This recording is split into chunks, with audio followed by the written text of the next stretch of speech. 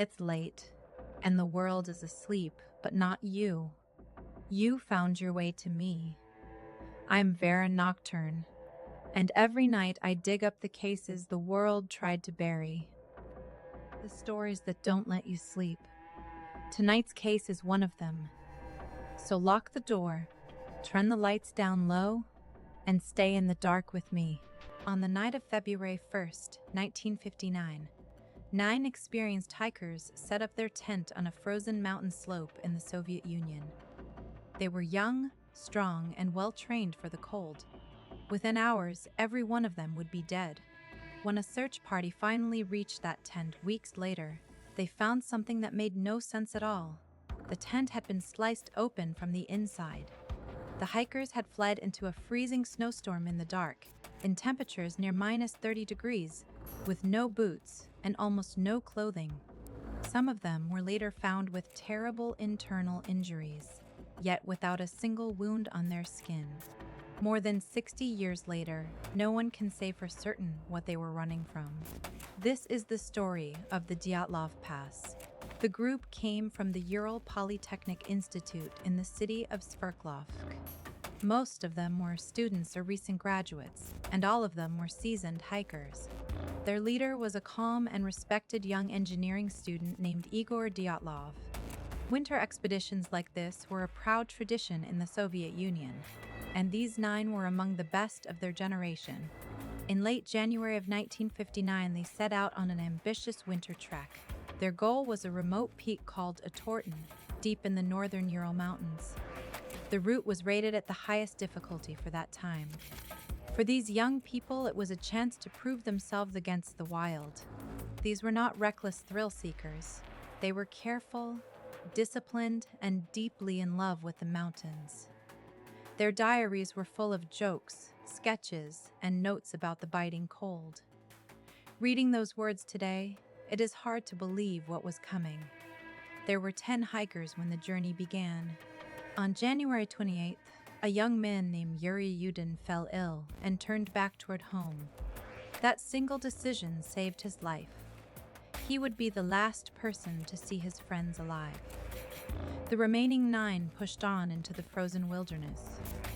Along the way, they kept careful diaries and took dozens of photographs. In those final pictures, they are smiling, laughing, and building their camp in the deep snow. None of them had any idea that these would be the last images of them ever taken. On February 1st, the group began climbing toward a high mountain pass. The local people had a chilling name for the area, which translated to Dead Mountain. As the weather turned violent, with strong wind and falling snow, the hikers drifted off their planned course. Instead of camping in the shelter of the forest below, they pitched their tent on the open, exposed slope. We may never know exactly why they made that fateful choice. It is one of the first strange details in a case full of them. When the group failed to return on their expected date, their families and friends grew frightened. A search operation was launched in the final days of February. For days, volunteers and soldiers combed the empty white wilderness. On February 26th, the searchers finally found the tent on the slope of Dead Mountain. It was half buried in snow and badly torn. Then came the detail that still sends a chill through anyone who hears it.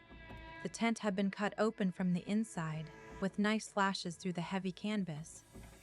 Whatever terrified the hikers, they had torn their way out into the storm rather than use the door. Inside the tent, the searchers found almost everything left behind. Warm boots, heavy coats, and food were still neatly in place. It looked as if the hikers had simply stepped out for a moment and never returned. Outside the tent, the searchers found a line of footprints leading down the slope. The prints showed that the hikers had walked away from their shelter, rather than run in blind panic. Even stranger, the footprints were made by people in their socks, in a single shoe, or completely barefoot. They had left behind their boots, their coats, and their only protection, and walked straight into a night that no unprotected person could survive. About a mile away, near a tall cedar tree, the searchers found the first 2 bodies. The men lay near the ashes of a small fire, dressed only in their underwear. Branches high up on the tree were broken, as if someone had climbed it to look back toward the distant camp. Between the cedar and the tent, 3 more bodies were discovered, including the leader, Igor Dyatlov. Their frozen positions suggested they had been trying to crawl back to the tent when the cold finally took them. All 5 of these hikers had died of hypothermia, but 4 members of the group were still missing. It was not until May, when the snow began to melt, that they were finally found. Their bodies lay in a ravine deep in the forest, buried under several feet of snow, and their condition changed the entire case. These 4 had not simply frozen to death. One man had a fractured skull, and 2 others had badly crushed chests with broken ribs. The injuries were so severe that a doctor compared the force to a high-speed car crash. Yet there were almost no external wounds, as if their bodies had been crushed by an enormous, invisible pressure. The chief medical examiner struggled to explain what he was seeing. He said the damage looked like the force of a powerful blast or a great fall, yet the bodies showed no signs of a struggle. It was a puzzle without a solution. One of the victims was a young woman named Lyudmila Dubinina. When she was found, she was missing her tongue, her eyes, and part of her face. Another hiker was also missing his eyes. To make things even stranger, some of the clothing on the bodies showed faint traces of radiation. For the families waiting at home, the news was almost impossible to bear. People simply could not understand how a student hiking trip had ended in such bizarre and violent ways. Over the following decades, the Dyatlov Pass incident became the center of countless theories. Some believed the hikers had stumbled into a secret military weapons test. Others suspected a hidden avalanche, a sudden attack, or even something beyond explanation. Local tribesmen known as the Mansi were questioned and then cleared, since there was no sign that anyone else had been on the mountain that night. The Soviet authorities had closed the original investigation back in 1959 with a strange and vague conclusion. They wrote only that the hikers had died because of a compelling natural force.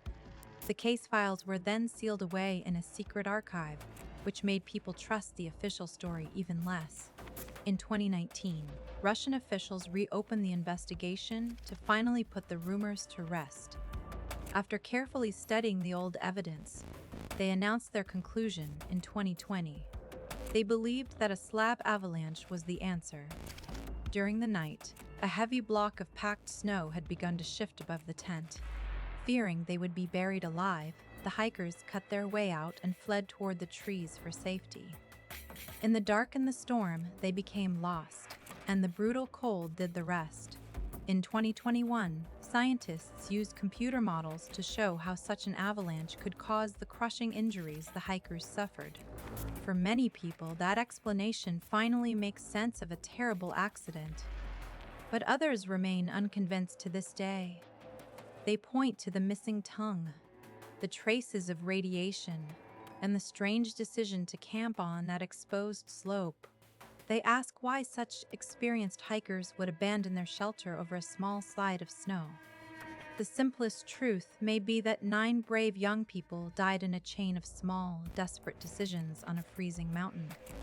Or there may still be something about that night on Dead Mountain that we will never understand.